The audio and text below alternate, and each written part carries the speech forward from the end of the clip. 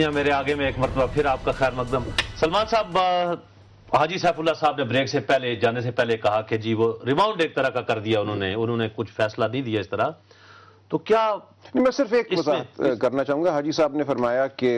عدلیہ کے پاس یہ اختیار ہے کہ کسی آئینی ترمیم کو کالعدم قرار دے اگر وہ بنیادی ڈھانچے سے متصادم ہے، یہی اس کیس میں نقطہ تھا۔ بنیادی نقطہ یہ جی بنیادی نقطہ یہ تھا کیا یہ اختیار ہے یا نہیں ہے۔ آج دن تک ہمارے سپریم کورٹ نے اس حوالے سے کوئی حتمی فیصلہ نہیں دیا۔ اس نظریے کو مختلف ججمنٹوں میں کنسیڈر کیا ہے، اس پہ غور کیا ہے، لیکن آخری فیصلہ پاکستان لائرز فورم کا 2005 کا یہی تھا کہ آئینی ترمیم ایک سیاسی معاملہ ہے، اس پہ کورٹوں کو کوئی اس میں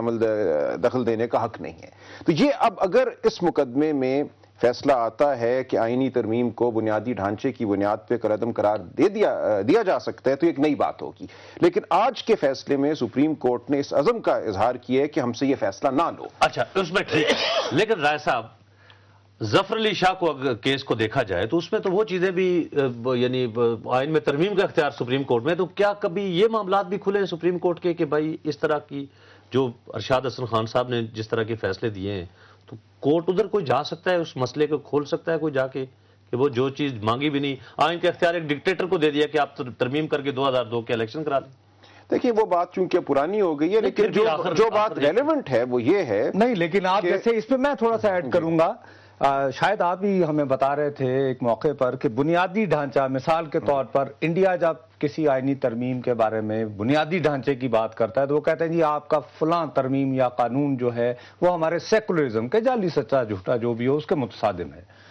بنگلہ دیش کے اندر انہوں نے جو کیا تو انہوں نے ان امینڈمنٹس کو صرف ان امینڈمنٹس کو کیا جو فوجی حکمرانوں نے ڈکٹیٹروں نے دی تھیں۔ ففتھ امینڈمنٹ یہاں پہ تو آج کل جو عدلیہ کی بالادستی کی بات کر رہے ہیں، حتیٰ کہ مجھے اس وقت بہت افسوس ہوتا ہے جب عبدالحفیظ پیرزادہ آئین کے آرٹیکل 62 63 کو جو کہ بہرحال ضیاء الحق نے انسرٹ کیا تھا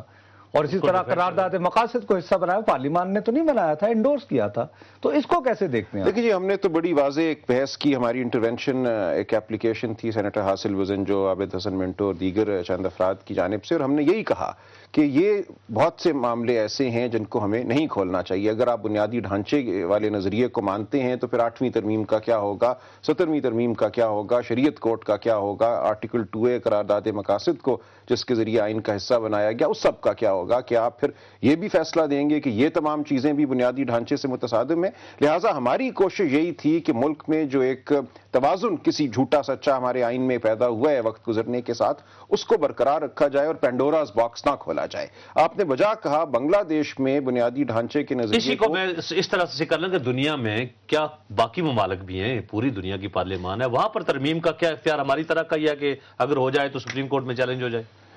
دیکھیں ابھی تک تو ہم نے بنیادی ڈھانچے کے نظریے کو نہیں مانا۔ دنیا میں صرف 2 ملک ہیں، بھارت اور بنگلہ دیش۔ ہمارے آئین میں تو لکھا ہوا ہے نا۔ جی سلمان صاحب 1 منٹ آپ ہمارے ساتھ ہی رہیے گا۔ رضا حیات ہراج صاحب ہمارے نوجوان پارلیمنٹیرینز میں سے ہیں، بہت ایکٹیو ہیں مختلف کمیٹیوں میں۔ السلام علیکم جی ہراج صاحب، ہمیں جوائن کرتے ہیں۔ وعلیکم السلام جناب۔ اچھا حضور، سپریم کورٹ نے جو ہے وہ پارلیمان کو کہا کہ ہمارے مندرجہ ذیل تحفظات ہیں،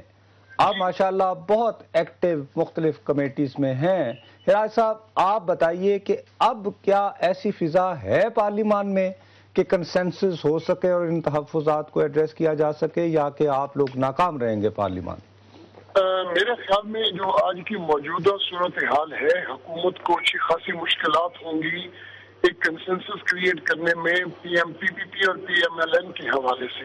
لیکن دوسری طرف آپ یہ بھی مت بھولیے کہ پی پی پی کی حکومت جو ہے وہ بچی ہوئی ہے نون لیگ کی وجہ سے، اور پنجاب میں نون لیگ کی حکومت بچی ہوئی ہے پی پی پی کی وجہ سے۔ تو اگر یہ کنسنسس کر لیتے ہیں تو اس میں کوئی برائی نہیں ہے۔ سپریم کورٹ کا بڑا نہیں، لیکن آپ کی جماعت کے تو وکیل وسیم سجاد صاحب ہیں بھائی، تو آپ بھی تو اس میں شامل ہیں نا پھر اگر 18ویں ترمیم والا معاملہ آئے گا تو؟ سر اس میں یہ آپ کو یاد ہوگا نصرت صاحب کہ آپ اس بات کو شاید آپ کو ریلیٹ بھی آپ کر سکیں کہ جب 18th امینڈمنٹ کی کمیٹی بنی تھی تو مجھے بھی میری پارٹی کی طرف سے نامینیٹ کیا گیا تھا۔ 17th امینڈمنٹ جو کہ میں نے پائلٹ کی تھی تو میرے لیے مورلی یہ اچھا نہیں تھا کہ میں بیٹھ کے اس کو اپوز کرتا، تو میں نے اس کے لیے اپنی پارٹی سے معذرت کی تھی۔ صحیح جی اچھا یہ بتائیے، میں یہ سمجھتا ہوں جی ذاتی طور پر رضا صاحب کہ آج جو کچھ سپریم کورٹ میں ہوا، ٹھیک ہے میڈیا ہائپ بھی بن رہا ہے، میں سلمان صاحب سے بھی اس پہ بعد میں آؤں گا، میری نظر میں آج جو صبح فیصلہ آیا اس سے کہیں زیادہ امپورٹنٹ دو کیسز جو خلق خدا کے لیے، کیونکہ اوپر والی جو باتیں جو ابھی تک ہو رہی ہیں نا وہ انگریزی ہے، وہ ایک غریب آدمی کے لیے جو ہے وہ یہ ہے کہ پارلیمان تکڑی یا عدلیہ تکڑی کون بڑا پہلوان۔ ایشو ہے رینٹل پاور پلانٹ اور قرضوں کی معافی، وہ ایشوز کو کیا، لیکن وہاں تو پارلیمان ناکام ہوئی نا، نہ قرضوں کی معافی کے لیے کچھ کر سکی، نہ رینٹل پاور پلانٹ کو روک سکی۔ اور ہراج صاحب پھر پارلیمنٹیرین کو یہ تو نہیں کہنا چاہیے کہ جی عدلیہ ہمارے معاملات میں اسی میں ہے کہ 17 ماہ ہوئے ہیں احتساب کا بل اور احتساب کا بل تک تو آپ پاس نہیں کر سکے ہیں۔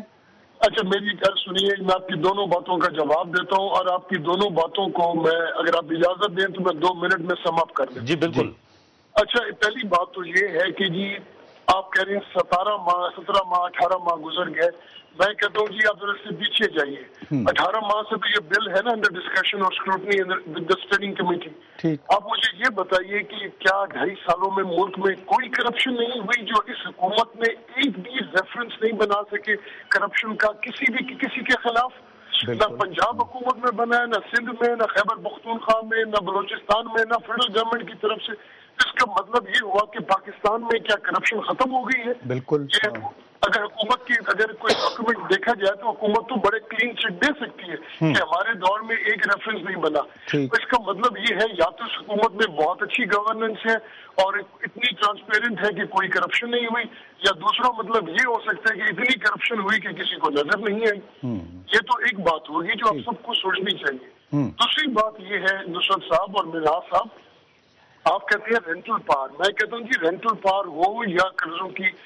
معافی ہو، اس کے علاوہ بھی بہت کچھ ہے۔ رینٹل پاور میں تو آپ کو اربوں روپیہ آج دن تک ان کو اداروں کو دے دیا گیا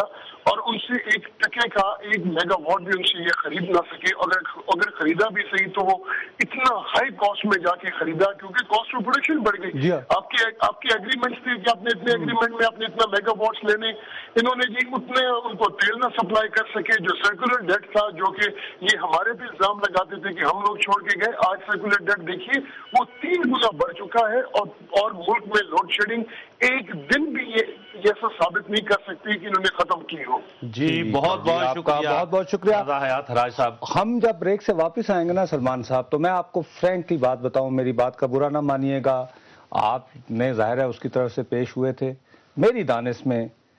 پھر اگین ایک طالب علم ہوتے ہوئے سیاست کے آج سپریم کورٹ میں زیادہ امپورٹنٹ یہ 2 کیسز تھے، یہ